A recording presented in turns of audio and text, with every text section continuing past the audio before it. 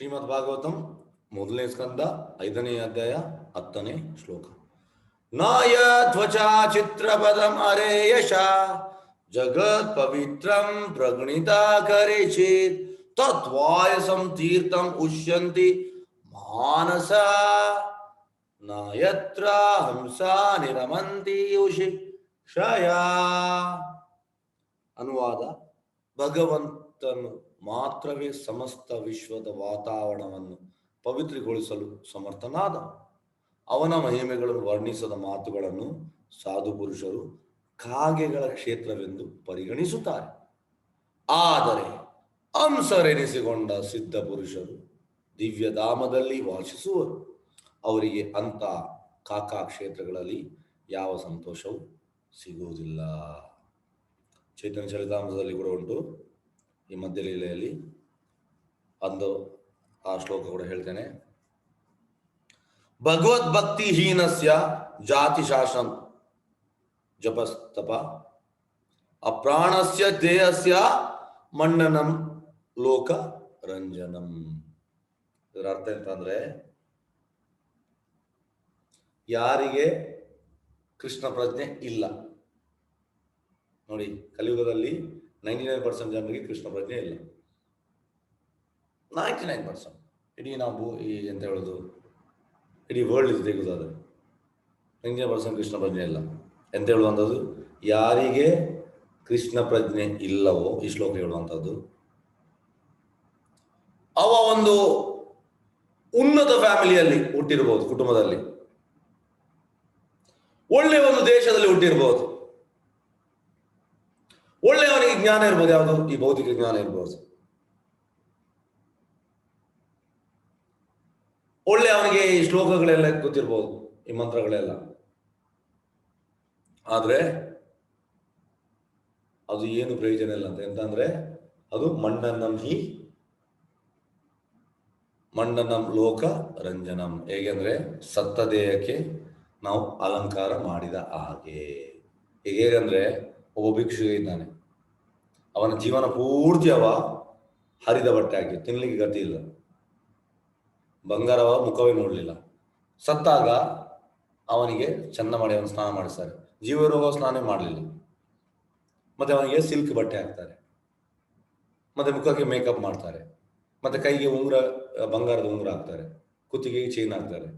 ಇದು ಸೇಮ್ ಹಾಗೆ ಮಂಡನಂ ಹಿ ಲೋಕ ರಂಜನಂ. ಹಾಗಾಗಿ ಇಲ್ಲಿ ಕೂಡ ಹೇಳುವಂಥದ್ದು ಅದೇ, ಕಾಗೆಗಳ ಕ್ಷೇತ್ರ. ಎಲ್ಲಿ ಕೃಷ್ಣನ ಆ ಶ್ರವಣ ಕೀರ್ತನ ಸ್ಮರಣೆ ಇಲ್ಲವೋ ಅದು ಕಾಗೆಗಳ ಕ್ಷೇತ್ರ. ಸಾಧುಗಳಿಗೆ ಅದು ಆ ಪ್ಲೇಸಲ್ಲಿ ಇಂಟ್ರೆಸ್ಟ್ ಇಲ್ಲ. ನಮ್ಗೆ ಇರ್ಬೋದು, ಆದರೆ ಸಾಧುಗಳಿಗೆ ಇಲ್ಲ. ತುಂಬಾ ಬ್ಯೂಟಿಫುಲ್ ಶ್ಲೋಕ, ತುಂಬಾ ಮೀನಿಂಗ್ಫುಲ್ ಶ್ಲೋಕ. ಎಸ್, ಭಗವಂತನ ಮಾತ್ರ ಸಮಸ್ತ ವಿಶ್ವದ ವಾತಾವರಣ ಪವಿತ್ರಗೊಳಿಸಲು ಸಮರ್ಥನಾದ. ಹಾಗಾಗಿ ನಾವು ಈ ಎಂತ ಹೇಳೋದು, ಪ್ರಜಲ್ಪ ಮಾತಾಡಬಾರ್ದು. ವಾಚೋ ವೇಗಂ ಮನಸಾ ವೇಗ ಕ್ರೋಧಂ ಜೀವಾ ವೇಗಂ ಉದರ್ಭಸ್ತ ವೇಗಂ ಏತಾನ್ ವೇಗಾನ್ ವಿಷಯೋಧೀರ ಸರ್ವಂ ಅಭಿಮಾಂ ಪ್ರತ್ಯುಂಸ ಶಿಷ್ಯ. ಯಾರು ಈ ಮಾತನ್ನು ಕಂಟ್ರೋಲ್ ಮಾಡ್ತಾನೆ ಅವನಿಗೆ ಇಡೀ ಪೃಥ್ವಿಯನ್ನು ರೂಲ್ ಮಾಡ್ಬೋದಂತೆ. ಯಾಕೆಂದ್ರೆ ಮೈನ್ ಈ ಬಾಯಿಂದ ನಾವು ಪ್ರಸಾದ ತಿನ್ನೋದು, ಮತ್ತೆ ಬಾಯಿಂದ ಕೆಟ್ಟದ್ದು ಮಾತಾಡೋದು. ಇದಕ್ಕೆ ನಾವು ಇದಕ್ಕೆ ಎಂತ ಹೇಳೋದು, ಇದಕ್ಕೆ ಬೀಗ ಹಾಕಿದ್ರೆ ಉಳಿದದೆಲ್ಲ ಸರಿ ಆಗ್ತದೆ. ಇಲ್ಲಿ ನಾವು ಬೀಗ ಆಗುದಿಲ್ಲ ಅಷ್ಟೇ. ಹಾಗಾಗಿ ಮೈನ್ ಅದು. ಮತ್ತೆ ಅತ್ಯಾರ ಪ್ರಯಾಸಜ ಪ್ರಜಲ್ಪ ನಿಯಮಾಗ್ರಹ ಜನಸಂಘಸ್ಯ ಲೌಲ್ಯಾಂಶ ಷಡ್ಭಿರ್ಭಕ್ತಿ ವಿನಶ್ಯತಿ.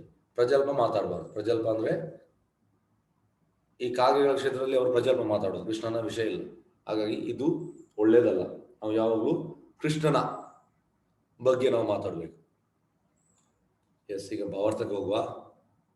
ಆದರೆ ಹಂಸರು ಎನಿಸಿಕೊಂಡ ಸಿದ್ಧ ಪುರುಷರು ದಿವ್ಯಧಾಮ ವಾಸಿಸುವರು. ಅವರಿಗೆ ಅಂತ ಕಾಕಾ ಕ್ಷೇತ್ರಗಳಲ್ಲಿ ಯಾವ ಸಂತೋಷವೂ ಸಿಗುವುದಿಲ್ಲ. ಅಂದ್ರೆ ಈ ಭಕ್ತಿಯಲ್ಲಿ ಯಾರು ಪ್ರೋಗ್ರೆಸ್ ಆಗಿದ್ದಾರೆ ಅವ ಈಗ ಈ ಭೌತಿಕ ಎಲ್ಲಿ ಜಾಗ ಹೋದ್ರು ಕೂಡ ಅವನಿಗೆ ಅಲ್ಲಿ ಅನ್ಕಂಫರ್ಟೇಬಲ್ ಆಗ್ತದೆ.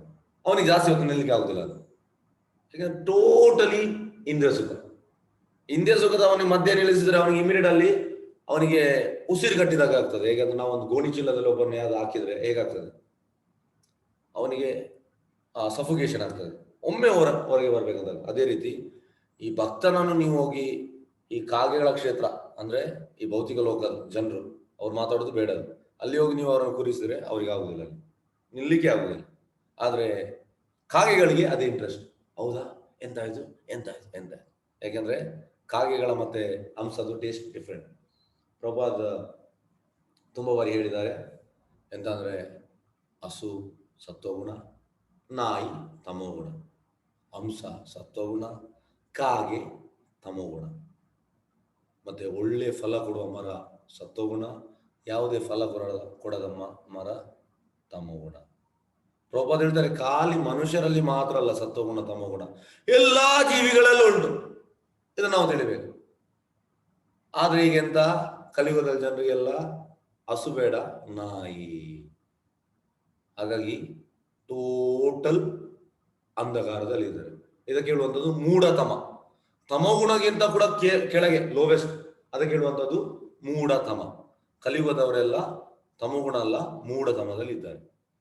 ಹಸು ಬೇಡ ಯಾರಿಗೂ, ನಾಯಿ ಬೇಕು. ಹಂಸ ಬೇಡ, ಕಾಗೆ ಬೇಕು. ಇದು ಕಲಿಯುಗದ ಸಿಂಪ್ಟಮ್ಸ್. ಹಾಗಾಗಿ ನಾವು ಹಂಸ ಆಗ್ಬೇಕು ಹೊರತು ಕಾಗೆ ಅಲ್ಲ. ಕಾಗೆ ಎಂತ ಮಾಡೋದು, ಕಾಗೆ ಗಾರ್ಬೇಜ್ ಕಡೆ ಹೋಗುವಂಥದ್ದು, ಎಲ್ಲಿ ಕೊಳಕುಂಟು ಅಲ್ಲಿ ಹೋಗಿ ಪಿಕ್ ಮಾಡಿ ತಿಂತದೆ.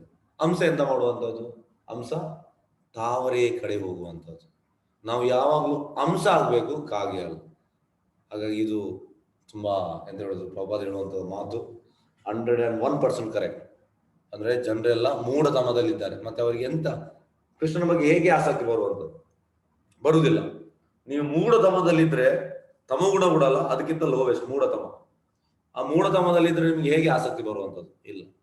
ಪ್ರಭಾತ್ ಹೇಳ್ತಾರೆ ಗಾಡ್ಲೆಸ್ ಸಿವಿಲೈಸೇಷನ್. ಕಲಿಯುಗ ಅಂದ್ರೆ ಗಾಡ್ಲೆಸ್ ಸಿವಿಲೈಸೇಷನ್. ಎಲ್ಲ ಪ್ರಭಾತ್ ಕಠೋರ ವರ್ಡ್ಸ್ ಯೂಸ್ ಮಾಡ್ತಾರೆ. ಯಾಕಂದ್ರೆ ಅವರು ಆಚಾರ್ಯರು.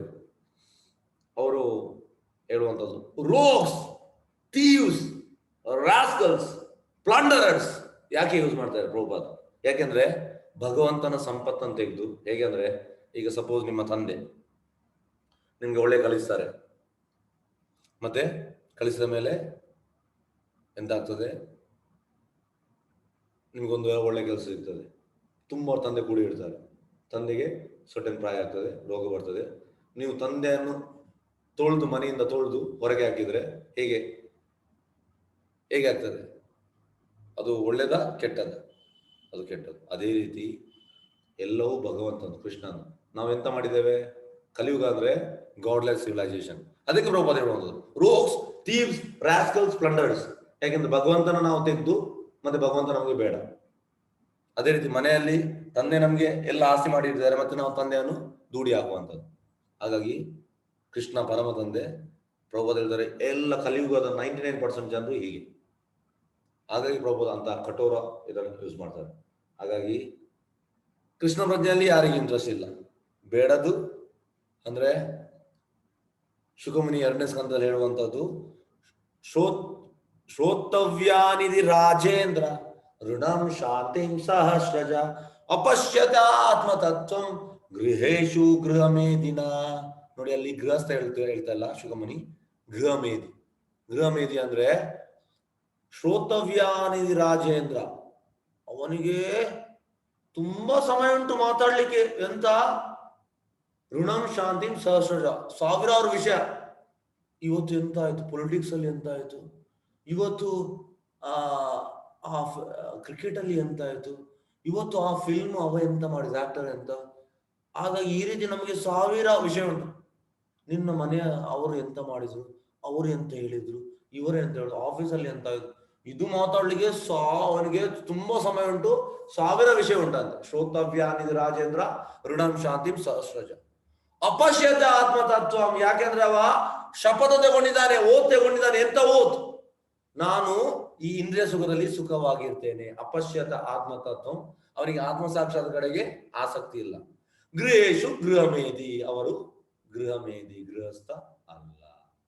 ಪ್ರಭು ಹೇಳ್ತಾರೆ ಕಲಿಯುಗದಲ್ಲಿ ಸರಿಯಾದ ಬ್ರಹ್ಮಚಾರಿ ಇಲ್ಲ, ಸರಿಯಾದ ಗೃಹಸ್ಥ ಇಲ್ಲ, ಸರಿಯಾದ ವಾನಪ್ರಸ್ಥ ಇಲ್ಲ, ಸರಿಯಾದ ಸನ್ಯಾಸ ಇಲ್ಲ, ಮತ್ತೆ ಸರಿಯಾದ ಯಾರು ಬ್ರಾಹ್ಮಣರಿಲ್ಲ, ಯಾರು ಕ್ಷತ್ರಿಯರಿಲ್ಲ, ಯಾರು ವೈಶ್ಯರಿಲ್ಲ, ಕ್ವಾಲಿಫೈಡ್ ಶೂದ್ರರು ಕೂಡ ಇಲ್ಲ. ಪ್ರಭುಪಾದ ಹೇಳುವಂಥದ್ದು, ಎಷ್ಟೋ ಪ್ರಭುಪಾದ ಕ್ಲಾಸಲ್ಲಿ ಹೇಳ್ತಾರೆ 5th ಕ್ಲಾಸ್ ಶೂದ್ರ ಅಂದ್ರೆ ಪಂಚಮ. ಇಂದಿನ ಕಾಲದಲ್ಲಿ 1st ಕ್ಲಾಸ್ ಶೂದ್ರ ಅಂತ, ಶೂದ್ರ ಅಂದ್ರೆ ಕೂಡ ಹೈಲಿ ಕ್ವಾಲಿಫೈಡ್. 5th ಕ್ಲಾಸ್ ಶೂದ್ರ, ಕೆಲವೊಮ್ಮೆ ಪ್ರಭುಪಾದ ಹೇಳ್ತಾರೆ 10th ಕ್ಲಾಸ್ ಶೂದ್ರ, ಕೆಲವೊಮ್ಮೆ ಪ್ರಭುಪಾದ ಹೇಳ್ತಾರೆ ಕಲಿಯುಗ ಮೀನ್ಸ್ 100 ಕ್ಲಾಸ್ ಶೂದ್ರ, ಅಂದ್ರೆ ತುಂಬಾ ಲೋವೆಸ್ಟ್. ಹಾಗಾಗಿ ಇದು ಇಲ್ಲ. ಶುಕಮುನಿ ಹೇಳುವಂತದ್ದು ಎಲ್ಲರೂ ಗೃಹಮೇಧಿಗಳು, ಅವರಿಗೆ 1000 ವಿಷಯ. ಆದ್ರೆ ಕೃಷ್ಣನ ಕ್ಲಾಸ್ ಆಗ್ತಾ ಉಂಟು, ಇಲ್ಲಿ ಭಾಗವತಂ ಆಗ್ತಾ ಉಂಟು, ಬನ್ನಿ ಅಂತ ಹೇಳಿದ್ರೆ ನನಗೆ ಟೈಮ್ ಇಲ್ಲ. ಉಳ್ದದಕ್ಕೆ ನಾವು ನಮ್ಮ ಪ್ರಜಲ್ಪ ಮಾತಾಡ್ಲಿಕ್ಕೆ ಎಷ್ಟು ಬೇಕಿದ್ರು ಟೈಮ್ ಉಂಟು, ನಮ್ಗೆ ಎಷ್ಟು ಬೇಕಿದ್ರು ಟೈಮ್. ಇದು ಕಂಡೀಷನ್. ಹಾಗಾಗಿ ಈ ನಾವು ಕಾಗೆಗಳಾಗಬಾರ್ದು. ನೋಡಿ, ಅವನ ಮಹಿಮೆಗಳು ವರ್ಣಿಸದ ಮಾತುಗಳನ್ನು ಸಾಧು ಪುರುಷರು ಕಾಗೆಗಳ ಕ್ಷೇತ್ರದಲ್ಲಿ ಪರಿಗಣಿಸ್ತಾರೆ. ಸಾಧು ಪುರುಷರಿಗೆ ಇದರ ಮೇಲೆ ಆಸಕ್ತಿ ಇಲ್ಲ.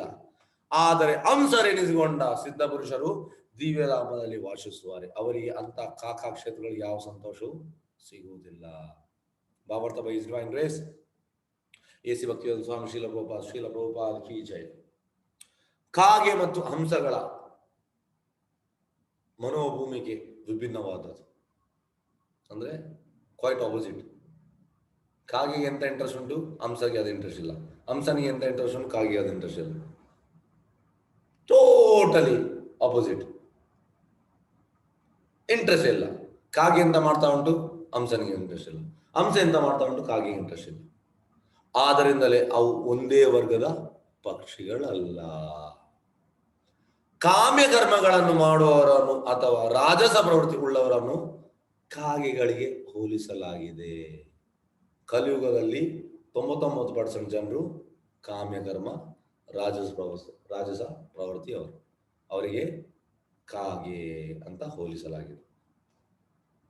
ಹಾಗೆ ಪರಿಪಕ್ವ ಮನಸ್ಸಿನ ಸಂತರನ್ನು ಹಂಸಗಳಿಗೆ ಹೋಲಿಸಲಾಗಿದೆ. ಸಂತರು ಅಂದ್ರೆ ಈ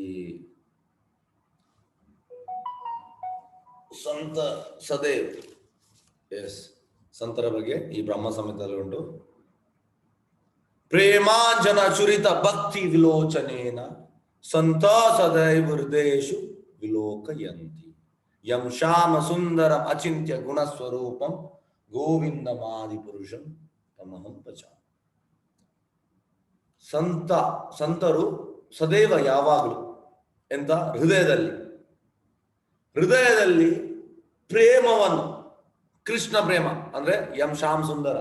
ಎಂ ಶ್ಯಾಮ್ ಸುಂದರ ಅಂದ್ರೆ ಕೃಷ್ಣನ ಹೆಸರು. ಕೃಷ್ಣ ಕಪ್ಪ ಆದ್ರೂ ಕೂಡ ಕೃಷ್ಣ ಹೆಸರು ಶ್ಯಾಮ ಸುಂದರ. ತುಂಬಾ ಲಕ್ಷಣ, ನಮ್ಮ ಹಾಗೆ ಅಲ್ಲ. ನಾವು ಕಪ್ಪಾದ್ರೆ ಗಲೀಜಿ, ಕೃಷ್ಣ ಹಾಗೆ ಅಲ್ಲ. ಅವನ ಆ ಗುಣ ಸ್ವರೂಪವನ್ನು ಹೃದಯದಲ್ಲಿ ಸಂತರು ಕೊಂಡೋಗ್ತಾರೆ ಯಾವುದು. ಹಾಗಾಗಿ ಎಂತ ಹೇಳುದು, ಪ್ರೇಮಾಂಜನ ಚುರಿತ. ಪ್ರಭುಪಾದ ಹೇಳುವಂಥದ್ದು, ನಮ್ಮ ಕಣ್ಣಲ್ಲಿ ಈಗ ಎಂತಾಗಿದೆ ಅಂದ್ರೆ ಪ್ರೇಮಾಂಜನ ಚುರಿತ ಆಗ್ಲಿಲ್ಲ, ಕಣ್ಣಲ್ಲಿ ಪ್ರೇಮ ಇಲ್ಲ, ಕಣ್ಣಲ್ಲಿ ಕಾಮ ಇರುವಂಥದ್ದು. ಕಾಮದಲ್ಲಿ ನಮ್ಗೆ ಎಂತ ಎಲ್ಲವೂ ಕಾಮದಾಗಿ ಕಾಣ್ತದೆ. ಪ್ರಭುಪಾದ ಎಷ್ಟೋ ಬಾರಿ ಎಕ್ಸಾಂಪಲ್ ಕೊಡ್ತಾರೆ.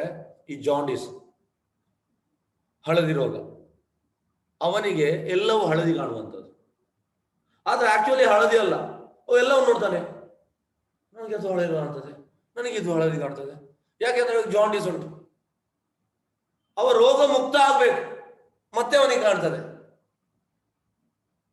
ಹಾಗಾಗಿ ಅದಕ್ಕೆ ಬಹು ಔಷಧಿ ಅಂತ, ರೋಗ ಮುಕ್ತಕ್ಕೆ ಬಹು ಔಷಧಿ ಹರೇ ಕೃಷ್ಣ ಮಂತ್ರ. ಹರೇ ಕೃಷ್ಣ ಕೃಷ್ಣ ಕೃಷ್ಣ ಹರೇ ಹರೇ, ಹರೇ ರಾಮ ರಾಮ ರಾಮ ಹರೇ ಹರೇ. ಈ ಮಂತ್ರವನ್ನು ನಾವು ಜಪ ಮಾಡಿದ್ರೆ ನಮ್ಮ ಕಣ್ಣಿನಲ್ಲಿ ಕಾಮ ಹೋಗಿ ಪ್ರೇಮ ಬರ್ತದೆ. ಈ ಸಂತರ ಶುದ್ಧ ಭಕ್ತರ ಕಣ್ಣಲ್ಲಿ ಪ್ರೇಮ ಉಂಟು. ಹಾಗಾಗಿ ಅವರಿಗೆ ಎಲ್ಲವೂ ಕೃಷ್ಣಮಯ ಕಾಣ್ತದೆ. ನಮ್ಗೆ ಹಾಗೆ ಅಲ್ಲ. ಈಗ ನೋಡಿ, ದಾಸರು, ಕನಕದಾಸರು ಶ್ರೀರಂಗಂಗೆ ಹೋಗ್ತಾರೆ. ಶ್ರೀರಂಗಂ ಅಂದ್ರೆ ತಿರುಚಿನಪಳ್ಳಿ, ಶ್ರೀರಂಗನಾಥ ದೇವಸ್ಥಾನ ಉಂಟು. ಅಲ್ಲಿ ಹೋಗಿ ಅವ್ರು ಹೇಳ್ತಾರೆ, ಈಗ ನೋಡ್ತಾರೆ ಅಂದ್ರೆ, ನಾನು ಕೂಡ ತುಂಬಾ 10 ಸತಿ ಹೋಗಿದ್ದೇನೆ, ಆದ್ರೆ ನನಗೆ ಅದು ಕಲ್ಲಿನ ಕಂಬಳದಾಗಿ ಕಾಣ್ತದೆ, ನನಗೆ ಅದು ವಜ್ರ ಕಾಣುದಿಲ್ಲ. ಆದ್ರೆ ಅವರೆಂತ ಹೇಳಿದ್ರು, ಇಷ್ಟು ದಿನ ಈ ವೈಕುಂಠ ಎಷ್ಟು ದೂರ ಎನ್ನುತ್ತಲಿದ್ದೆ. ಇಷ್ಟು ದಿನ ಈ ಅಂದ್ರೆ ಅವರಿಗೆ ವೈಕುಂಠದಲ್ಲಿ ಕಾಣಿತು, ವಜ್ರ ವೈಡೂರ್ಯ ಕಂಬ ಕಾಣಿತು, ರಂಬೆ ಊರ್ವಶರಿ ಕಾಣಿತು, ಮೇನಕೆ ಎಲ್ಲ ಕಾಣಿತು ಅವರಿಗೆ. ಆದ್ರೆ ನಮ್ಗೆ ಕಾಣುವುದಿಲ್ಲ. ಅದರ ಅರ್ಥ ನಮ್ಮ ಕಣ್ಣು ಪ್ರೇಮಾಂಜನ ಚುರಿತ ಆಗ್ಲಿಲ್ಲ. ನಮ್ಮ ಕಣ್ಣು ಈಗ ಕಾಮದಲ್ಲಿ ಉಂಟು. ಆ ಜಾಂಡೀಸ್ನವನಿಗೆ ಎಲ್ಲವೂ ಹಳದಿ ಕಾಣ್ತದೆ, ಅದೇ ರೀತಿ ನಮ್ಗೆ ಕೂಡ ಈಗ ಎಲ್ಲವೂ ಹಳದಿ ಕಾಣುವಂಥದ್ದು. ನಮ್ಗೆ ಕ್ಲಿಯರ್ ಆಗಿ ಕಾಣುವುದಿಲ್ಲ, ಕ್ಲಿಯರ್ ಇಲ್ಲ, ಪಿಕ್ಚರ್ ಇಲ್ಲ. ಇದರ ಅರ್ಥ ಎಂತ ಅಂದ್ರೆ ಆಕ್ಚುಲಿ ಕೃಷ್ಣನ ಕ್ರಿಯೇಷನ್ ಅಲ್ಲಿ ಎಲ್ಲವೂ ಕ್ಲಿಯರ್ ಉಂಟು. ನಾನು ನಿನ್ನೆ ಕೂಡ ನಿಮ್ಗೆ ಹೇಳಿದ್ದೇನೆ. ಹೇಗೆಂದ್ರೆ ಒಬ್ಬ ಸಣ್ಣ ಹುಡುಗ ಹೋಗಿ ಆ ನೀರಿಗೆ ಕಲ್ಲನ್ನು ಜೋರಾಗಿ ಬಿಸಾಡ್ತಾನೆ, 6 ಫೀಟ್ ನೀರಿಗೆ. ಆ ನೀರಿಗೆ ಕಲ್ಲು ಬಿಸಾಡುವಾಗ ಆ ಕಲ್ಲು ಮೇಲೆ ನಿಲ್ಲುವುದಿಲ್ಲ. ಆದ್ರೆ ರಾಮದೇವರಿಗೆ ಆಗಿದೆ ಈ ಫ್ಲೋಟ್, ಆ ನೀರನ್ನು ಕಲ್ಲನ್ನು ಫ್ಲೋಟ್ ಮಾಡ್ಲಿಕ್ಕೆ, ಅದು ನಮ್ಗೆ ಆಗುದಿಲ್ಲ. ಹಾಗಾಗಿ ಹುಡುಗ ಎಂತ ಮಾಡಿದ, ಭಾವನೆ ಮಾಡಿದ, ಅದು ಮೇಲೆ ಇರ್ತದೆ ಅಂತ ಭಾವಿಸಿದ. ಆದ್ರೆ ಮೇಲೆ ಇರುವುದಿಲ್ಲ, ಅದು ಕೆಳಗೆ ಹೋಗ್ತದೆ. ಇದಕ್ಕೆ ಲಾ ಆಫ್ ಗ್ರಾವಿಟಿ ಅಂತ ಹೇಳುವಂಥದ್ದು. ಅದು ಕೆಳಗೆ ಹೋಗ್ತದೆ. ಹಾಗಾಗಿ ಕೆಳಗೆ ಹೋಗಿ ಇಮಿಡಿಯೇಟ್ ಎಂತ ಮಾಡ್ತದೆ, ಕೆಳಗೆ ಕೆಸರಿತ್ತು, ಕೆಸರು ಮೇಲೆ ಬಂತು. ಮತ್ತೆ ನಮ್ಗೆ ಕೆಸರು ಮೇಲಿರುವಾಗ ನಮಗೆ ಕ್ಲಿಯರ್ ಕಾಣುವುದಿಲ್ಲ, ಕ್ರಿಸ್ಟಲ್ ಕ್ಲಿಯರ್ ಕಾಣುವುದಿಲ್ಲ. ನಾವು ಒಂದು ಗಂಟೆ ವೆಯ್ಟ್ ಮಾಡ್ಬೇಕು ಅಲ್ಲಿ. ಎಲ್ಲ ಈ ಮಡ್ ಪಾರ್ಟಿಕಲ್ಸ್ ಕೆಳಗೆ ಬಂದ ಮೇಲೆ ಮತ್ತೆ ನಮಗೆ ಕ್ರಿಸ್ಟಲ್ ಕ್ಲಿಯರ್ ಕಾಣ್ತದೆ. ಅದೇ ರೀತಿ ಈಗ ನಮ್ಮ ಕಣ್ಣಲ್ಲಿ ಕಾಮ ಇರುವ ಕಾರಣ ನಮ್ಗೆ ಪ್ರೇಮದ ವಿಷಯ ಗೊತ್ತಿಲ್ಲ. ಪ್ರೇಮ ಎಂತ ಅಂತ ನಮಗೆ ಸುಳಿವಿಲ್ಲ. ಕಾಮ ಹೋಗ್ಬೇಕು. ಕಾಮೇಶ ಕ್ರೋಧೇಶ ರಜೋಗುಣ ಸಮುದ್ಭವ ಅಂದ್ರೆ ರಜೋಗುಣ ಮತ್ತೆ ತಮೋಗುಣದಲ್ಲಿ ನಾವು ಇದ್ದೇವೆ. ನಮ್ಮನ್ನು ಆಟವಾಡಿಸ ಉಂಟು ಈ ಗುಣಗಳು. ಹಾಗಾಗಿ ನಮ್ಗೆ ಕಾಮ ಮತ್ತೆ ಕ್ರೋಧವು ಜಾಸ್ತಿ ಆಗ್ತಾ ಉಂಟು. ಹಾಗಾಗಿ ಆ ಕಾಮ ಹೋಗ್ಬೇಕು. ಪ್ರೇಮ ಸಿಗ್ಬೇಕಿದ್ರೆ ಸುಲಭದ ಕೆಲಸ ಅಲ್ಲ ಪ್ರೇಮ ಸಿಗುವಂಥದ್ದು. ಪ್ರೇಮ ಸಿಗ್ಬೇಕಿದ್ರೆ ನಾವು ಸ್ವಲ್ಪ ಎಫರ್ಟ್ ಆಗ್ಬೇಕು. 16 ಸುತ್ತು ಜಪ ಮಾಡ್ಬೇಕು, ಈ ಭಾಗವತಂ ಭಗವದ್ಗೀತೆ ಓದ್ಬೇಕು, ಕೇಳ್ಬೇಕು. ಮೇನ್ ಎಂತ ಅಂದ್ರೆ ಎಲ್ಲಿ ಕ್ಲಾಸ್ ಆಗ್ತದೆ ಅಲ್ಲಿ ನಾವು ಕೇಳ್ಬೇಕು. ಈ ರೀತಿ ನಾವು ಮಾಡ್ತಾ ಬಂದ್ರೆ ಮತ್ತೆ ಗ್ರಾಜುಯಲಿ ನಮ್ಗೆ ಈ ಕಾಮದ ಲೇಯರ್ ಹೋಗ್ತದೆ, ಮತ್ತೆ ಪ್ರೇಮ ಬರ್ತದೆ. ಹಾಗಾಗಿ ಇದು ತುಂಬಾ ಮುಖ್ಯ. ಕಾಗೆಗಳಿಗೆ ಹೋಲಿಸಲಾಗಿದೆ, ಹಾಗೆ ಪರಿಪಕ್ವ ಮನಸ್ಸಿನ ಸಂತರನ್ನು ಅಂಶಗಳಿಗೆ ಹೋಲಿಸಲಾಗಿದೆ. ಕಾಮ್ಯ ಕರ್ಮದಲ್ಲಿ ಆಸಕ್ತರಾದ ರಾಜಸ ಪ್ರವೃತ್ತಿಯ ಜನಗಳಿಗೆ ಮಧ್ಯೆ ಹೆಣ್ಣು ಮತ್ತು ಇಂದ್ರಿಯ ಸುಖ ದೊರೆಯುವ ಸ್ಥಳಗಳಲ್ಲಿ ಸಂತೋಷ ದೊರೆಯುವಂತೆ ಕಸ ಹೊಲಸು ಇರುವ ಜಾಗಗಳಲ್ಲಿ ಕಾಗೆಗಳಿಗೆ ಸಂತೋಷ ಸಿಗುತ್ತದೆ. ಕಾಗೆಗೆ ಗಾರ್ಬೇಜ್ ಅಲ್ಲಿ ಸಂತೋಷ ಸಿಗ್ತದೆ. ಅದೇ ರೀತಿ ಈ ರಜೋಗುಣ ತಮೋಗುಣ ಇದ್ದವರಿಗೆ ಎಲ್ಲಿ ಆನಂದ ಸಿಗ್ತದೆ, ರಜೋಗುಣದವರಿಗೆ ಹೆಣ್ಣು ಮದ್ಯ ಇಂದ್ರಿಯ ಸುಖ ಇದರಲ್ಲಿ ಅವರಿಗೆ ಸಂತೋಷ ಸಿಗ್ತದೆ. ಕಾಗೆಗಳು ಸೇರುವ ಸ್ಥಳಗಳಲ್ಲಿ ಹಂಸಗಳು ಯಾವ ಸಂತೋಷವೂ ಇಲ್ಲ, ಹಂಸಗಳಿಗೆ ಅಲ್ಲಿ ಸಂತೋಷವಿಲ್ಲ. ಅವು ಸೇರುವುದೇನಿದ್ದರೂ ಬಣ್ಣ ಬಣ್ಣದ ಸುಂದರ ಕಮಲಗಳಿಂದ ಕೂಡಿದ ನಿರ್ಮಲ ಸರೋವರಗಳಿರುವ ಪ್ರಕೃತಿಯ ಸುಂದರ ತಾಣಗಳಲ್ಲಿ. ಪ್ರಕೃತಿಯ ಸುಂದರ ತಾಣಗಳಲ್ಲಿ ಈ ಹಂಸ ತಾವರೆಯಲ್ಲಿ ಉಂಟು, ಅಲ್ಲಿ ಹಂಸಗೆ ಸಿಗ್ತದೆ. ಪ್ರಭುಪಾದ ಹೇಳ್ತಾರೆ, ಯಾವಾಗ ತಾವರೆ ಕಾಣ್ತದೆ ಅಲ್ಲಿ ಆಗ ನಮ್ಗೆ ಕೃಷ್ಣನ ಸ್ಮರಣೆ ಆಗ್ಬೇಕಂತೆ. ನಮೋ ಪಂಕಜನಾಭಾಯ, ನಮೋ ಪಂಕಜಾಂಗ್ರೇ ಅಂದ್ರೆ ಕುಂತಿಮಾರಾಣಿ ಕೂಡ ಹೇಳುವಂತ ಸ್ತುತಿ. ಎಂತ ಕುಂತಿಮಾರಾಣಿಯ ಸ್ತುತಿ ನೋಡಿ. ಕುಂತಿಮಾರಾಣಿ ಎಂತ ಹೇಳ್ತಿದ್ದಾಳೆ,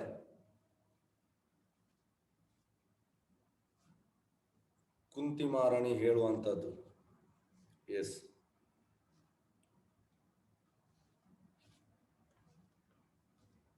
ಒಂದು ನಿಮಿಷ. ನಮಾ ಪಂಕಜನಾಭಾಯ ನಮಾ ಪಂಕಜ ಮಾಲಿನೆ ನಮಾ ಪಂಕಜ ನೇತ್ರಾಯ ನಮಸ್ತೆ ಪಂಕಜಾಂಗ್ರಯ. ಅಂದ್ರೆ ಯಾವಾಗೆಲ್ಲ ಈ ತಾವರೆ ನಮಗೆ ಕಾಣ್ತದೆ ಇಮಿಡಿಯೇಟ್ ನಮ್ಗೆ ಕೃಷ್ಣ ಸ್ಮರಣೆ ಆಗ್ಬೇಕು, ಇಮಿಡಿಯೇಟ್. ಹಾಗಾಗಿ ಹಂಸಗೆ ಯಾವಾಗಲೂ ತಾವರೆ ಕಡೆ ಇಷ್ಟ. ತಾವರೆ ಅಂದ್ರೆ ಕೃಷ್ಣ, ಇದು ನಾವು ತಿಳಿಬೇಕು. ಅವು ಸೇರುವುದೇನಿದ್ದರೂ ಬಣ್ಣ ಬಣ್ಣದ ಸುಂದರ ಕಮಲಗಳಿಂದ ಕೂಡಿದ ನಿರ್ಮಲ ಸರೋವರಗಳಿರುವ ಪ್ರಕೃತಿಯ ಸುಂದರ ತಾಣಗಳಲ್ಲಿ. ಇದು 2 ಪಕ್ಷಿ ವರ್ಗಗಳ ನಡುವೆ ಇರುವ ಅಂತರ. ನಿಸರ್ಗವು ಬೇರೆ ಬೇರೆ ಜೀವನ ವರ್ಗಗಳಿಗೆ ಬೇರೆ ಬೇರೆ ಮನೋಧರ್ಮವನ್ನು ನೀಡಿದೆ. ಅವೆರಡನ್ನು ಒಂದೇ ಶ್ರೇಣಿ ಮತ್ತು ವರ್ಗಗಳಿಗೆ ಸೇರಿಸುವುದಕ್ಕೆ ಸಾಧ್ಯವಿಲ್ಲ. ಈಗ ನೋಡಿ, ಕಲಿಯುಗದಲ್ಲಿ 99% ಜನರು ಕಾಂಪಿಟಿಷನ್. ನಾನು 20,000 ನಾಯಿ ತಂದಿದ್ದೇನೆ, ನಮ್ದು 25,000 ಅದು, ಕೆಲವರದ್ದು 1,00,000 ನಾಯಿ. ಅಂದ್ರೆ ಆದ್ರೆ ಪ್ರಭುಪಾದ ಹೇಳ್ತಾರೆ, ಶಾಸ್ತ್ರ ಹೇಳ್ತಾ ಉಂಟು, ನಾಯಿ ತಮೋ ಗುಣ. ಹಸು ಸಾಕ್ಲಿಕ್ಕೆ ಯಾರಿಗೂ ಮನಸ್ಸಿಲ್ಲ, ಹಸು ಸತ್ವ ಗುಣ. ನೀವು ಎಲ್ಲಿಯಾದರೂ ಕೃಷ್ಣನ ಲೀಲೆಯಲ್ಲಿ ಕೃಷ್ಣ ನಾಯಿಯೊಟ್ಟಿಗೆ ಆಡಿ ನೋಡಿದ್ದೀರಾ? ಕೃಷ್ಣ ಯಾವಾಗಲೂ ಹಸು ಮತ್ತೆ ಕರುಗಳೊಟ್ಟಿಗೆ ಇರುವಂಥದ್ದು. ಯಾಕೆ ನಮಗೆ ಮನಸ್ಸು ಬರುವುದಿಲ್ಲ ಹಸುಗಳ ಮೇಲೆ? ಯಾಕೆಂದ್ರೆ ನಾವು ತಮ್ಮ ಗುಣದಲ್ಲಿದ್ದೇವೆ. ಗುಣಕರ್ಮ ವಿಭಾಗಶ, ನಮ್ದು ಯಾವುದು ಗುಣ ಉಂಟು ಅದೇ ರೀತಿ ನಮಗೆ ಅದರಲ್ಲಿ ಆಸಕ್ತಿ ಬರುವಂಥದ್ದು. ಹಾಗಾಗಿ ಇದನ್ನು ನಾವು ಮಾಡಬಾರ್ದು.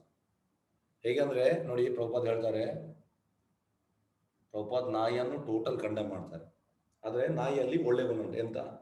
ಈಗ ನೀವು ಯಾರಿಗಾದ್ರೂ ಒಂದು ಊಟ ಹಾಕಿದ್ರೆ ಅವ 4 ದಿವಸ ನೆನ್ಪಿಡ್ತಾನೆ, ಮತ್ತೆ ಅವ ಹೋಗ್ತಾನೆ. ಅದು ನಾಯಿ ಆಗಿಲ್ಲ, ಊಟ ಹಾಕಿದ್ರೆ ನೆನ್ಪಿಡ್ತದೆ, ನಿಮ್ಗೆ ಒಂದು ಕೆಲಸ ಮಾಡ್ತದೆ, ಅದು ಅದರ ಒಳ್ಳೆ ಕ್ವಾಲಿಟಿ. ಆದ್ರೆ ನಾಯಿಯನ್ನು ಹೇಗಂದ್ರೆ, ಹಿಂದಿನ ಕಾಲದ ನಾಯಿ ಇತ್ತು, ಹೇಗಿತ್ತು ನಾಯಿ ಅಂದ್ರೆ, ಒಂದು ಎಕರೆಗಟ್ಟಲೆ ಜಾಗಿಗೆ ಒಂದು ನಾಯಿ ಹೊರಗೆ, ಯಾರು ಕಳ್ಳರು ಬಂದ್ರೆ, ಯಾಕಂದ್ರೆ ರಾತ್ರಿ ಅದು ತಮಗುಣ ಆದ ಕಾರಣ ರಾತ್ರಿ ಮಲಗುವುದಿಲ್ಲ, ಹಗಲೊತ್ತು ಮಲಗುವಂಥದ್ದು, ರಾತ್ರಿ ಪೂರ್ತಿ ಜಾಗರಣೆ. ಹಾಗಾಗಿ ಅದು ಕಾಯಲಿಕ್ಕೆ ಅಂತ. ಈಗ ನೋಡಿ, ನಾವು ಗೂರ್ಖಾರವನ್ನೆಲ್ಲ ಇಡ್ತೇವೆ ರಾತ್ರಿ ಸೆಕ್ಯೂರಿಟಿ, ನೈಟ್. ಅದು ಆಕ್ಚುಲಿ ಸೆಕ್ಯೂರಿಟಿ ಅಂದ್ರೆ ನಾಯಿ ಹಿಂದಿನ ಕಾಲದಲ್ಲಿ. ಹೇಗಂದ್ರೆ ಈ ಫಿಲ್ಮ್ ಸ್ಟಾರ್, ಕ್ರಿಕೆಟ್ ಸ್ಟಾರ್ನವ್ರದ್ದೆಲ್ಲ ನೀವು ಆ ಶೂಸ್ ಎಲ್ಲ, ರಿಬಾಕ್, ನೈಕಿ, ಪೂಮಾ, ಅಡಿಡಾಸ್, ಇದೆಲ್ಲ ಶೂಗೆ 1,00,000 ಶೂ. 1,00,000 ಜಾಸ್ತಿ ಉಂಟು, ಅದಕ್ಕೆ ತುಂಬಾ ಕಾಸ್ಟ್ಲಿ ಅದು. ಅದೊಂದು ತಲೆಗೆ ಹಾಕ್ಲಿಕ್ಕೆ ಆಗ್ತದ? ಅದೊಂದು ಕಾಲಿಗೆ ಹಾಕ್ಬೇಕು. ನಾನು 1,00,000 ಶೂ ಅಂತ ಈಗ ತಲೆಯಲ್ಲಿ ಇಟ್ಕೊಂಡು ಹೋಗ್ಲಿಕ್ಕಾಗ್ತದೆ? ಇಲ್ಲ. ದೇವರ ಪಾದವನ್ನು ನಾವು ಇಟ್ಕೊಂಡು ಹೋಗ್ಬೋದು, ಆದ್ರೆ ಈ ಶೂ ಅನ್ನು ಇಟ್ಕೊಂಡು ಹೋಗ್ಲಿಕ್ಕಾಗದು. ಅದೇ ರೀತಿ ನಾಯಿಗೆ ಒಂದು ಡ್ಯೂ ರೆಸ್ಪೆಕ್ಟ್ ಉಂಟು, ಅದನ್ನು ಎಲ್ಲಿ ಇಡ್ಬೇಕು ಅಲ್ಲೇ ಇಡ್ಬೇಕು. ಅದನ್ನು ಈಗ ಫ್ಯಾಷನ್ ಆಗಿದೆ, ಮನೆ ಒಳಗೆ ಬೆಡ್ ಒಳಗೆ ಮಲಗಿಸುವಂಥದ್ದು. ನಾನೊಬ್ಬರದ್ದು ಕೇಳಿದೆ, ಅದು ಕೇಳಿದ್ರು, ಅದು ಅಮೆರಿಕದಲ್ಲಿ, ಇಂಗ್ಲೆಂಡ್ ಅಲ್ಲಿ ಮಾಡ್ತಾ ಇದ್ದಾರೆ.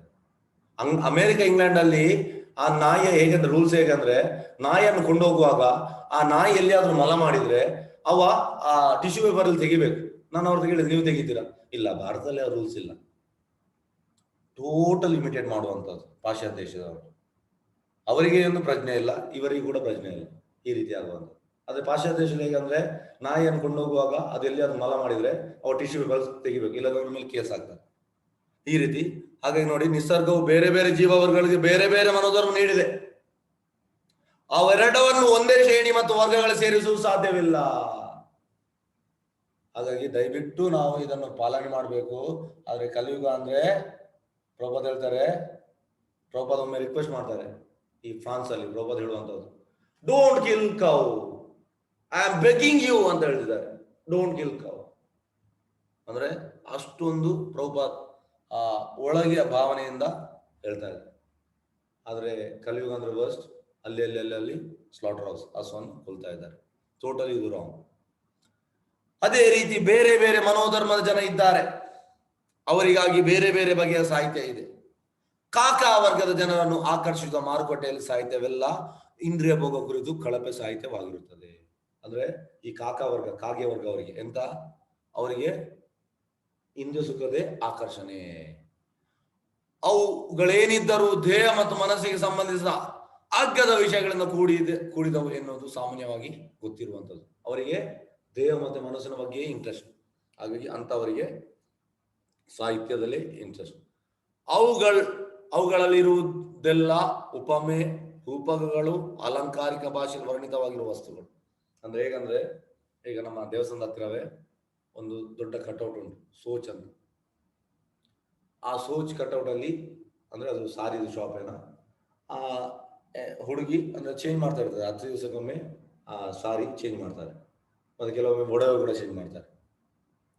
ಇದೆಂತ ಆಗ್ತದೆ ಅಂದ್ರೆ, ಈಗ ನಾವು ಕೃಷ್ಣ ಪ್ರಜ್ಞೆ ಇರೋ, ಈಗ ನಾವು ಎಂತಂದ್ರೆ ನಾವು ಇದನ್ನು ಅಲ್ಲಿ ನೋಡ್ತಾ ಇರ್ತೇವೆ, ನಮ್ಗೆ ಅದರಲ್ಲಿ ಆಕರ್ಷಣೆ ಆಗುದು. ಆ ಜನರು ಬಸ್ಸಲ್ಲಿ ಹೋಗುವಾಗ, ಒಳ್ಳೆ ಸಾರಿ, ಒಳ್ಳೆ ಬಂಗಾರ, ಯಾಕಂದ್ರೆ ಜನರಿಗೆ ಅದರ ಮೇಲೆ ಆಕರ್ಷಣೆ. ಕೃಷ್ಣನ ಮೇಲೆ ಆಕರ್ಷಣೆ ಅಂದ್ರೆ ಇದ್ರ ಮೇಲೆ ನಮಗೆ ಆಕರ್ಷಣೆ ಬರುವುದಿಲ್ಲ, ಆದ್ರೆ ಜನರಿಗೆ ಇದರ ಮೇಲೆ, ಯಾಕೆಂದ್ರೆ ಅವರು ಕಾಕಾ ವರ್ಗದ ಜನರು, ಸಂಬಂಧದ ಬಗ್ಗೆ ಅಗ್ಗದ ವಿಷಯ ಕೂಡಿರುವ ಎನ್ನುವುದು ಸಾಮಾನ್ಯವಾಗಿ ಗೊತ್ತಿರುತ್ತೆ. ಅವುಗಳೇನಿದ್ರು ಉಪಮೆ, ರೂಪಗಳು, ಅಲಂಕಾರಿಕ ಭಾಷೆಯಲ್ಲಿ ವರ್ಣಿತವಾಗಿರುವ ವಸ್ತುಗಳು. ಏಕೆಂದ್ರೆ ಯಾರನ್ನು ಅಲ್ಲಿ ಫೋರ್ಸ್ ಕೊಟ್ಟಿದ್ದಾಳೆ, ನಿಜವಾಗಿ ನೋಡಿ ಅವಳು ಚಂದ ಇಲ್ಲ, ಆ ಮೇಕಪ್ ಅಲ್ಲಿ ಅವಳನ್ನು ಹಾಗೆ ಚಂದ ಮಾಡಿದ್ದಾರೆ. ಇನ್ ಕೇಸ್ ಅವಳು ಚಂದ ಇದ್ರೂ ಕೂಡ ಎಷ್ಟು ವರ್ಷ ಚಂದ ಇರ್ಬೋದು? 20 ವರ್ಷದಿಂದ 40 ವರ್ಷದಿಂದ ಚಂದ ಇರ್ಬೋದು. ಅದು ಕೂಡ ಚಂದ ಹೋಗ್ತಾ ಬರ್ತದೆ. ಜನರು ಮೂರ್ಖರು 50 ವರ್ಷ ಆಗ ಗೊತ್ತಾಗ್ತದೆ ಅವಳು ಮುದುಕಿ ಅಂತ ಗೊತ್ತಾಗ್ತದೆ. ಆದ್ರೆ ಜನರು ಎಂತ ಅಂದ್ರೆ ಹೀಗೆ ನಾಯಿಗೆ ನಾಲಿಗೆಯನ್ನು ಹೊರಗೆ ಮಾಡಿ ಹೇಗೆ ಮಾಡ್ತದೆ ಅದೇ ರೀತಿ ಜುಲ್ಲನ್ನು ಸುರಿಸ್ತಾ ಇರ್ತಾರೆ. ಯಾಕಂದ್ರೆ ಪ್ರಭುಪಾದ ಹೇಳುವಂಥದ್ದು, ಕೃಷ್ಣನ ಮೇಲೆ ಒಮ್ಮೆ ಆಕರ್ಷಣೆ ಬಂದ್ರೆ ಈ ಕಂದರ್ಪ ಕೋಟಿ ಎಂತ ಈ ವೇಣು ಕ್ವನಂತಂ ಅರವಿಂದ ದಲಾಯತಾಕ್ಷಂ ಬರ್ಹಾವತಾಂ ಸಮಸಿತಾಮುದ ಸುಂದರಾಂಗಂ ಕಂದರ್ಪ ಕೋಟಿ ಕಮನೀಯ ವಿಶೇಷ ಶೋಭಂ ಗೋವಿಂದ ಮಾದಿ ಪುರುಷಂ ತಮಂ ಭಜ. ಕಂದರ್ಪರನ್ನು ನಾವು ನೋಡಿದ್ರೆ ಅಲ್ಲಿ ಮೆಲ್ಟ್ ಆಗಿ ಬಿಡ್ತಾರಂತೆ, ಅಷ್ಟು ಸುಂದರ ಕಂದರ್ಪರು. ಸುಂದರ ಅಂದ್ರೆ ತುಂಬಾ ಸುಂದರ. ಆ ಕೋಟಿ ಕಂದರ್ಪರು ಕೃಷ್ಣನ ಎದುರು ಏನೂ ಅಲ್ಲ. ಹಾಗಾಗಿ ನೋಡಿ, ಆ ಕೃಷ್ಣನ ಸೌಂದರ್ಯ ಎದುರು ಏನು ಅಲ್ಲ. ಆದ್ರೆ ನಮ್ಗೆ ಇದೇ ಆಕರ್ಷಣೆ ಆಗ್ತಾ ಉಂಟು. ಯಾಕೆಂದ್ರೆ ನಮ್ಗೆ ಈ ಹೈಯೆಸ್ಟ್ ಪ್ಲೇಜರ್ ಗೊತ್ತಿಲ್ಲ. ಹೇಗಂದ್ರೆ ಇದಕ್ಕೆ ಇನ್ನೊಂದು ಉದಾಹರಣೆ. ಒಮ್ಮೆ ಇಂದ್ರನಿಗೆ ಶಾಪ ಸಿಗ್ತದೆ. ಅಂದ್ರೆ ಅವನು ತಪ್ಪು ಮಾಡ್ತಾನೆ, ಆಗ ಇಂದ್ರನಿಗೆ ಈ ಹಂದಿ ಆಗುವ ಶಾಪ ಸಿಗ್ತದೆ. ಮತ್ತೆ ಹಂದಿ ಆಗ್ತಾನೆ. ಹಂದಿ ಆಗುವಾಗ ಹಂದಿದ ಕೆಲಸ ಎಂತ? ಮಲವನ್ನು ತಿನ್ನುವಂಥದ್ದು. ಆದ್ರೆ ಮಲ ತಿನ್ನುವಾಗ ಅದಕ್ಕೆ ಖುಷಿ ಉಂಟು. ಪ್ರಭುಪಾದ ಹೇಳ್ತಾರೆ, ಆ ಖುಷಿ ಇಲ್ಲದಕ್ಕೆ ಮಲವನ್ನು ತಿನ್ಲಿಕ್ಕೆ ಆಗುದಿಲ್ಲ, ಅದು ಅದರಲ್ಲಿ ಸ್ಯಾಟಿಸ್ಫ್ಯಾಕ್ಷನ್ ಉಂಟು. ಮತ್ತೆ ಲಾಸ್ಟಿಗೆ ಬ್ರಹ್ಮ ಮತ್ತೆ ಕೃಷ್ಣನಿಗೆ ಬೇಜಾರಾಗ್ತದೆ. ಬ್ರಹ್ಮ ಹೇಳ್ತಾನೆ ಕೃಷ್ಣ ಹತ್ರ, ಅವನು ಶಾಪವನ್ನು ಸ್ಟಾಪ್ ಮಾಡುವ, ಅವನು ಕರೆಯುವ ಅಂತ ಹೇಳ್ತಾನೆ. ಅದಕ್ಕೆ ಕೃಷ್ಣ ಹೇಳ್ತಾನೆ, ಆಯ್ತು ಹೋಗಿ ಕರ್ಕೊಂಡು ಬಾ ಅಂತ. ಬರ್ತಾನೆ ಬ್ರಹ್ಮ ಮತ್ತು ಇಂದ್ರನಿಗೆ ಹೇಳ್ತಾನೆ. ಇಂದ್ರ ಅವನ ಫ್ಯಾಮಿಲಿ, ಹಂದಿಗಳ ಫ್ಯಾಮಿಲಿಯಲ್ಲಿ ಇದ್ದಾನೆ, ಮಲವನ್ನು ತಿಂತಾ ಇದ್ದಾನೆ. ಬ್ರಹ್ಮ ಮತ್ತೆ ಹೇಳ್ತಾನೆ ಇಂದ್ರ, ಎಸ್ ನಿನ್ನ ಶಾಪ ಮುಗಿಯಿತು, ನೀನು ವಾಪಸ್ ಬರ್ಬೋದು. ಇಲ್ಲ, ನಾನು ಇದರಲ್ಲಿ ಖುಷಿಯಾಗಿದ್ದೇನೆ. ಪ್ರಭುಪಾದ ಹೇಳುವಂತದ್ದು, ಎಲ್ಲರೂ ಅವ ತಿನ್ನುವುದು ಮಲ, ಆದ್ರೆ ನಾನು ಖುಷಿಯಲ್ಲಿ ಇದ್ದೇನೆ. ಅವ ಮಾಡುವ ಕೆಲಸದಲ್ಲಿ ನಾನು ಖುಷಿಯಲ್ಲಿ ಇದ್ದೇನೆ. ಯಾಕಂದ್ರೆ ಅವನಿಗೆ ಗೊತ್ತಿಲ್ಲ ಎಷ್ಟು ಎಂತ ಗೊತ್ತಿಲ್ಲ. ಇದು ಸೇಮ್ ನಮ್ಮ ಕೂಡ ಕಂಡೀಷನ್ ಸೇಮ್ ಇದೆ. ಹಾಗಾಗಿ ಏನಿದು ಭಗವಂತ ಮಹಿಮೆ ವರ್ಣಿಸುವುದಿಲ್ಲ. ಭಾಷೆ ಮಾನವ ವಸ್ತುಗಳು ಏನು ಇದ್ದರೂ ಅವು ಭಗವಂತನ ಮಹಿಮೆ ವರ್ಣಿಸುವುದಿಲ್ಲ. ಯಾವ ವಿಷಯ ಕುರಿತದ್ದೇ ಆಗಿರ್ಲಿ, ಆ ಬಗೆಯ ಪದ್ಯಗಳು ಹೆಣಕ್ಕೆ ಮಾಡಿದ ಅಲಂಕಾರದಂತೆ. ನಿಮ್ಗೆ ಹೇಳಿದ್ದೇನೆ, ಮಂಡನಮಿ ಲೋಕ ರಂಜನಂ. ಮಂಡನಮಿ ಲೋಕ ಆಗ ನಿಮ್ಗೆ ಹೇಳಿದ್ದೇನೆ, ಇನ್ನೊಮ್ಮೆ ಹೇಳ್ತೇನೆ. ಭಗವದ್ಭಕ್ತಿ ಹೀನಸ್ಯ ಜಾತಿ ಶಾಸನ ಜಪಸ್ತಪ ಅಪ್ರಾಣಸ್ಯ ದೇಹಸ್ಯ ಮಂಡನಂ ಹಿ ಲೋಕರಂಜನಂ. ಅಂದ್ರೆ ಸತ್ತ ದೇಹಕ್ಕೆ ಅಲಂಕಾರ ಮಾಡಿದಾಗ ಅವುಗಳೇನಿದ್ದರೂ ಆಧ್ಯಾತ್ಮಿಕವಾಗಿ ಮೃತರಾಗಿರುವ ಜನಗಳಿಗೆ ಸುಖ ನೀಡುವ ಮೂಲಗಳು. ಆಧ್ಯಾತ್ಮಿಕವಾಗಿ ಮುಂದುವರಿದಿದ್ದು ಅಂಶಗಳಿಗೆ ಹೋಲಿಕೆಯಾಗುವ ಜನರು ಅಂತ ಮೃತ ಸಾಹಿತ್ಯದಲ್ಲಿ ಸುಖ ಪಡುವುದಿಲ್ಲ. ಅವರಿಗೆ ಈ ಮೃತ ಸಾಹಿತ್ಯದಲ್ಲಿ ಸುಖವಿಲ್ಲ. ಈಗ ಎಷ್ಟೋ ಮಂದಿ ನಾವು ಈ ಪುಸ್ತಕ ವಿತರಣೆ ಹೋಗುವಾಗ, ಅಂದ್ರೆ ಬೇರೆ ಬೇರೆ ಈ ಸೋಕಳ ಆಧ್ಯಾತ್ಮಿಕ ಸಂಸ್ಥೆಗಳು ಇರ್ತಾರೆ, ಅವ್ರದ್ದು ಕೂಡ ಸ್ಟಾಲ್ ಇರ್ತದೆ, ನಮ್ಮ ಸ್ಟಾಲ್ ತರ. ಅವ್ರು ಬಂದು ನಮ್ಮ ಈ ಪುಸ್ತಕ ತಗೊಳ್ಳಿ ಅಂತ ನಮಗೆ ಕೊಡ್ತಾರೆ. ಹೆಚ್ಚಿನ ನಾವು ತಗೊಳ್ಳೋದಿಲ್ಲ, ಯಾಕಂದ್ರೆ ಅದರಲ್ಲಿ ಈ ಮಣ್ಣನಂ ಲೋಕ ರಂಜನಂ, ಅದರಲ್ಲಿ ಕೃಷ್ಣನ ಗ್ಲೋರಿಫಿಕೇಶನ್ ಇಲ್ಲ. ಒಂದು ದಿವಸ ಎಂತಾಯ್ತು, ಒಬ್ಬ ತುಂಬಾ ಫೋರ್ಸ್ ಮಾಡಿದ, ನಾನು ಅದನ್ನು ತೆಗೆದೆ. 2 ಪೇಜ್ ಓದಿದೆ, ನನಗೆ ಅದು ಉಸಿರು ಕಟ್ಟಿದಾಗೆ ಆಯ್ತು. ನಾನು ಅವನಿಗೆ ಕೊಟ್ಟೆ. ಯಾಕಂದ್ರೆ ಟೋಟಲ್ ಅವನ ಸೋಕಾಳ್ ಗುರು ಅವನನ್ನೇ ಹೋಗಲಿ ಬರೆದಿದ್ದಾನೆ, ಕೃಷ್ಣ ಇಲ್ಲವೇ ಇಲ್ಲ. ಹಾಗಾಗಿ ತುಂಬಾ ಬೋಗಸ್ ಸಂಸ್ಥೆಗಳುಂಟು. ಪ್ರಭುಪಾದ ಹೇಳುವಂಥದ್ದು 600 ಭಗವದ್ಗೀತೆ ಎಡಿಷನ್ ಉಂಟು, 590 ಬೋಗಸ್ ಅಂದ್ರೆ ಕೃಷ್ಣನ ಅಭಿಪ್ರಾಯ ಇಲ್ಲ, ಅವನ ಅಭಿಪ್ರಾಯ. ಹಾಗಾಗಿ ಇದರಲ್ಲಿ ನೋಡಿ, ಅವುಗಳೇನಿದ್ರು ಆಧ್ಯಾತ್ಮಿಕ ಮೃತರಾಗಿರುವ ಜನಗಳಿಗೆ ಸುಖ ನೀಡುವ ಮೂಲಗಳು. ಆಧ್ಯಾತ್ಮಿಕವಾಗಿ ಮುಂದುವರಿದಿದ್ದು ಅಂಶಗಳಿಗೆ ಹೋಲಿಕೆ ಆಗುವ ಜನರು ಅಂತ ಮೃತ ಸಾಹಿತ್ಯದಲ್ಲಿ ಸುಖ ಪಡುವುದಿಲ್ಲ. ಈ ಸಾಹಿತ್ಯ ನಮಗೆ ಖುಷಿ ಇಲ್ಲ. ರಜೋಗುಣ ತಮೋಗಳಿಂದ ಕೂಡಿದ ಇಂತಹ ಸಾಹಿತ್ಯಗಳು ನಾನಾ ಶೀರ್ಷಿಕೆ ಸಹಿತ ವಿತರಣೆಯಾಗುತ್ತದೆ. ತುಂಬಾ ಇದು ಮಾರಾಟ ಆಗ್ತದೆ. ಮನುಷ್ಯನಲ್ಲಿರುವ ಆಧ್ಯಾತ್ಮಿಕ ಹಂಬಲವನ್ನು ಬೆಳೆಸಲು ಅವು ಎಷ್ಟು ಸಹಾಯ ಮಾಡುವುದಿಲ್ಲ. ಅದರಲ್ಲಿ ಆಧ್ಯಾತ್ಮಿಕ ನಿಮ್ಗೆ ಎಂತ ಹೇಳುವಂಥದ್ದು ಹಂಬಲ ಜಾಸ್ತಿ ಆಗುವುದಿಲ್ಲ. ಆದ್ರಿಂದಲೇ ಅಂಶ ಸದೃಶರಾಗಿದ್ದ ಆಧ್ಯಾತ್ಮಿಕವಾಗಿ ಮುಂದುವರಿದ ಜನಗಳಿಗೆ ಅವುಗಳ ಜೊತೆ ಯಾವುದೇ ಸಂಬಂಧ ಇಲ್ಲ. ಆಧ್ಯಾತ್ಮಿಕ ಮೇಲೇರಿದ ಇಂಥ ವ್ಯಕ್ತಿಗಳು ಮಾನಸ ಎಂದು ಕರೆಯಲಾಗುತ್ತದೆ. ಏಕೆಂದರೆ ಅವರು ಸದಾ ಆಧ್ಯಾತ್ಮಿಕ ನೆಲೆಯಿರುತ್ತಾರೆ. ಭಗವಂತನಿಗೆ ಸ್ವಸಂತೋಷದಿಂದ ಅಲೌಕಿಕವಾದ ಸೇವೆ ಸಲ್ಲಿಸುತ್ತಾರೆ. ಮತ್ತೆ ಹೇಗೆ ಅಂದ್ರೆ ಹಣಕ್ಕೆ ಮಾಡುವುದಲ್ಲ. ಈಗ ಸೇವೆ ನಾವೀಗ ಕ್ಲಾಸ್ ಮಾಡ್ತೀವಿ, ಇದು ಹಣಕ್ಕೆ ಮಾಡುವುದಲ್ಲ. ಇದು ಎಂತ ಅಂದ್ರೆ ಸ್ವಸಂತೋಷದಿಂದ ಮಾಡುವಂಥದ್ದು. ಈ ಸ್ಥೂಲ ಶರೀರದ ಇಂದ್ರಿಯ ಶಮನಕ್ಕಾಗಿ ಅಥವಾ ಅಹಂಕಾರಯುತ ಮನಸ್ಸಿನ ಕಲ್ಪನಾ ತೃಪ್ತಿಗಾಗಿ ವ್ಯಕ್ತಿಯು ಕಾಮ್ಯಕರ್ಮ ಮಾಡುವುದನ್ನು ಅದು ನಿಷೇಧಿಸುತ್ತದೆ. ಅಂದ್ರೆ ಯಾರು ಈ ಭಕ್ತಿಯಲ್ಲಿ ಪ್ರೋಗ್ರೆಸ್ ಆಗ್ತಾನೆ ಮತ್ತೆ ಅವ ಸ್ಥೂಲ ಶರೀರದ ಇಂದ್ರಿಯ ಶಮನಕ್ಕಾಗಿ ಮಾನಸಿಕ ಕಲ್ಪನಾ ತೃಪ್ತಿಯಾಗಿ ವ್ಯಕ್ತಿಯು ಕಾಮ್ಯಕರ್ಮ ಮಾಡುವುದನ್ನು ಸ್ಟಾಪ್ ಮಾಡ್ತಾನೆ. ಸಮಾಜ ಮುಖರಾದ ಸಾಹಿತಿಗಳು, ವಿಜ್ಞಾನಿಗಳು, ಲೋಕದ ಮುಖರಾದ ಕವಿಗಳು ವೈಚಾರಿಕ ನೆಲೆಯಲ್ಲಿ ಮಾತ್ರ ದಾರ್ಶನಿಕರಾದವರು. ನೋಡಿ ಇವರೆಲ್ಲ ಯಾರು ಸಾಹಿತಿಗಳು, ಬೇರೆ ಬೇರೆ ಸಾಹಿತಿಗಳು, ಜ್ಞಾನಪೀಠ ವ್ಯವಸ್ಥೆ ಪ್ರಶಸ್ತಿ ಅದು ಇದೆಲ್ಲ ಸಿಗ್ತದೆ. ವಿಜ್ಞಾನಿಗಳು, ಲೋಕಮುಖರಾದ ಕವಿಗಳು, ಇವರೆಲ್ಲ ಅದೇ, ಅದರಲ್ಲಿ ಕೃಷ್ಣನ ಗ್ಲೋರಿಫಿಕೇಶನ್ ಇಲ್ಲ. ರಾಜಕಾರಣಿಗಳು, ಇವರೆಲ್ಲ ಇಂದ್ರಿಯ ಸುಖದ ಪ್ರಕೃತಿಯಲ್ಲೇ ಪೂರ್ತಿ ಮಗ್ನರಾದವರು. ಇಂಥವರು ಕೇವಲ ಮಾಯಾಶಕ್ತಿಗಳ ಬೊಂಬೆಗಳು. ಮಾಯಾ ಅಂದ್ರೆ ದೇವಿ ಶಕ್ತಿ, ಅವರು ಬೊಂಬೆ. ತಿರಸ್ಕೃತವಾದ ವಸ್ತು ವಿಷಯಗಳು ಎಲ್ಲಿ ಇರುವುದು ಅಂತ ಸ್ಥಳಗಳಲ್ಲಿ ಸಂತೋಷ ಕಾಣುವವರು. ಅವರಿಗೆ ತಿರಸ್ಕೃತ ವಸ್ತುಗಳಲ್ಲಿ ಸಂತೋಷ ಕಾಣ್ತದೆ. ಆದರೆ ಶ್ರೀಧರ್ ಸ್ವಾಮಿ ಅವರ ಪ್ರಕಾರ ಈ ಸಂತೋಷವು ವೈಶ್ಯರ ಬೆನ್ನು ಹತ್ತಿದ ಲಂಪಟರು ಪಡೆಯುವ ಸುಖ ಅಷ್ಟೇ. ಈಗ ವೈಶ್ಯ ಅಂದ್ರೆ ಪ್ರಾಸ್ಟಿಟ್ಯೂಟ್, ಅವಳ ಹಿಂದೆ ಹೋಗುವ ಆ ಗಂಡಸು, ಅವನ ಸುಖ ಎಷ್ಟು ಸುಖ, ಅದು ಹೆದರಿ ಹೋಗ್ತಾನೆ. ಇದು ಅಂತ ಸುಖ ಅಂತ ನೋಡಿ. ಶ್ರೀಧರ ಸ್ವಾಮಿ ಎಂತ ಒಂದು ಅದಕ್ಕೆ ಎಕ್ಸಾಂಪಲ್ ಕೊಟ್ಟಿದ್ದಾರೆ. ಈ ಎಲ್ಲ ವಿಜ್ಞಾನಿಗಳು, ಕವಿಗಳು ಮತ್ತೆ ಮಾಯವಾದಿಗಳು ಇವರು ಹೋಗುವ ಇದು ಎಂತಂದ್ರೆ ವೈಶ್ಯರು ಬೆನ್ನಿ ಹತ್ತಿದ ಲಂಪಟ ಪಡೆಯುವ ಸುಖದಷ್ಟೇ. ಮನುಷ್ಯ ಕಾರ್ಯಗಳು ಸಾರವೇನು ಎಂದು ತಿಳಿದ ಪರಮಹಂಸರಿಗೆ ಭಗವಂತನ ಮಹಿಮೆಯನ್ನು ನಿರೂಪಿಸುವ ಸಾಹಿತ್ಯ ಮಾತ್ರವೇ ಆನಂದಕರವಾಗುತ್ತದೆ. ಆದರೆ ಪರಮಹಂಸರಿಗೆ ಭಗವಂತನ ಸಾಹಿತ್ಯದಲ್ಲಿ ಮಾತ್ರ ಆನಂದ ಸಿಗ್ತದೆ. ವಾಂಚಕಲ್ಪತರುಭ್ಯಶ್ಚ ಕೃಪಾ ಸಿಂಧುಭ್ಯೇವ ಚ ಪತಿತನಾಂ ಪಾವನೇಭ್ಯೋ ವೈಷ್ಣವ